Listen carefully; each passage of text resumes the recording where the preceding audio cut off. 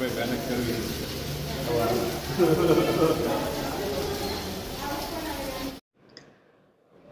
વલસાડ જિલ્લા પોલીસ દ્વારા માન્ય ગૃહ રાજ્યમંત્રી હર્ષ સંઘવી સર એમના માર્ગદર્શન હેઠળ ડીજીપી શ્રી વિકાસ સહાય સાહેબ અને આઈજીપી શ્રી પ્રેમવીરસિંહ સાહેબની સૂચનાથી એક ઓપરેશન હન્ટ ચલાવવામાં આવી રહ્યું છે.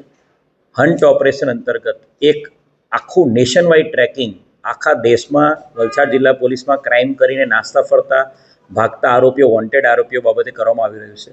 આ નેશન વાઇડ હન્ટ ઓપરેશન અંતર્ગત અત્યાર સુધીમાં કુલ 95 જેટલા આરોપીઓ પકડી પાડવામાં આવ્યા છે. અને એ જ ઓપરેશન હન્ટમાં Valsad city police station, PI DD Parmar, PSI Denis Patel અને એમની સમગ્ર ટીમને એક મોટી સફળતા 38 વર્ષ જૂના નાસ્તા ફરતા આરોપીને પકડી પાડવામાં મળી છે.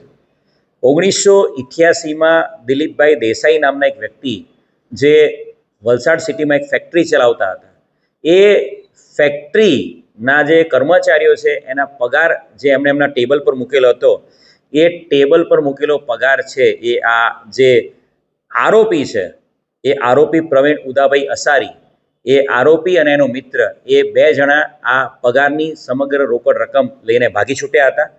અને છેલ્લા ઘણા વર્ષોથી આ પ્રવીણભાઈ ઉદાભાઈ અસારી આ ગુનામાં વોન્ટેડ હતો.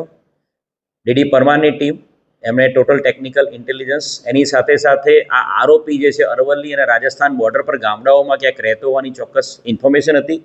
અને આરોપી જે છે એને જ્યારે પણ ટીમ પકડવા માટે જતી હતી રાજસ્થાન બોર્ડરના ગામડાઓમાં અને પર્વતોમાં એ નાસી જતો હતો. પરંતુ ચોક્કસ વર્કઆઉટ કરીને એ આરોપીને પકડી પાડવામાં ખૂબ મોટી સફળતા મળી છે. 1988ના નોકર ચોરીના આઈપીસી 381ના ગુનાના આરોપીને 38 વર્ષ બાદ વલસાડ જિલ્લા પોલીસે પકડી પાડ્યો છે અને ન્યાયિક કાર્યવાહી કરી છે.